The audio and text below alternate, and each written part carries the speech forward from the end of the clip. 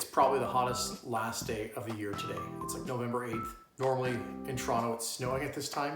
Right now outside it's like 20 degrees and sunny. So I figure what better way to take advantage of this hot weather than do a couple of BBQ pizzas.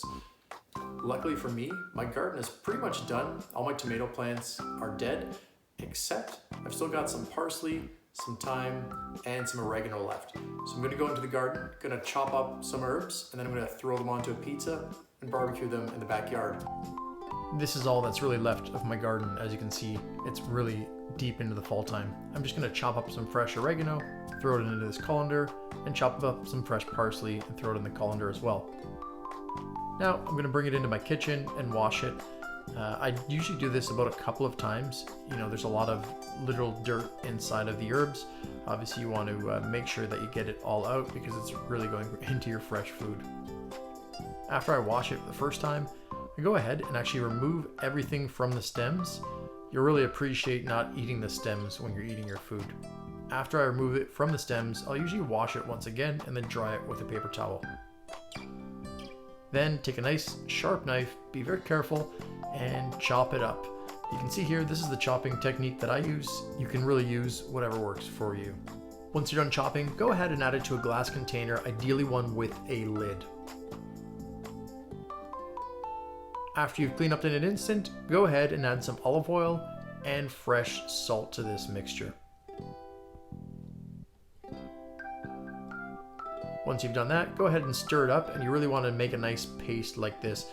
I'm also going to go ahead and add 1 fresh clove of Ontario garlic. Make sure you chop this up very finely, and once it's chopped, add it to the paste and mix it.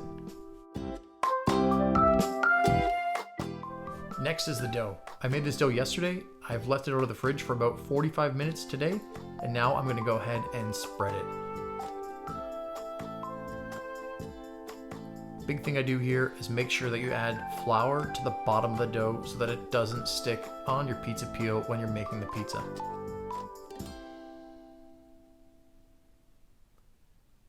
I'm making 2 pizzas today, so I'm actually going to spread both of these doughs, prepare both of the pizzas, and then cook them. So repeat the same here. Spread your dough. If you want to see the technique on how to do this, I have it on my YouTube channel. Make sure you check out the video entitled Spreading Dough.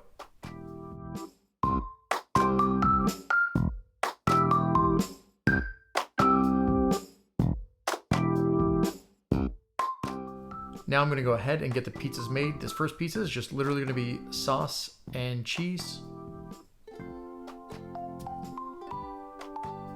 And the second pizza, I'm going to use my oregano and parsley mix. Put that on, and then the cheese, and then I'm going to put on a couple of toppings you're going to see.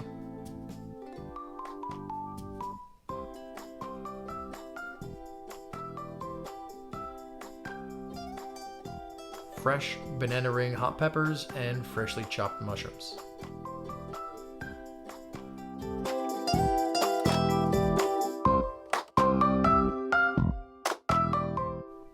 The key to cooking pizza on the barbecue is getting the exact temperature of your stone. You want it about exactly around 700 degrees.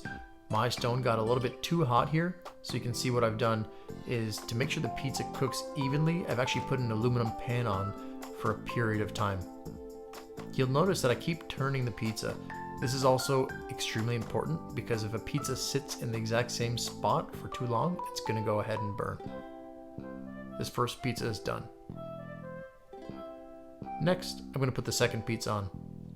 Again, I'm going to start it off on the grill. Then the grill's a little bit too hot, so I'm going to go ahead and put it again on the aluminum tray.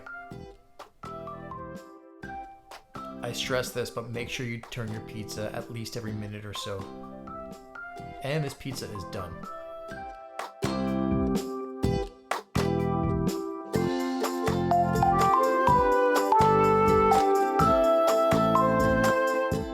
Making pizza on the barbecue is something that I really love to do. It's really a passion of mine. So if you've got more ideas on things that you want to see, go ahead and put those in the comments because I'm always looking for new suggestions. Really experimenting in the kitchen is really my pastime. So thanks for watching. If you want to see more videos like this, go ahead and hit subscribe. I'm definitely going to be having some pizza cooking videos in the snow over the winter. Have a good one.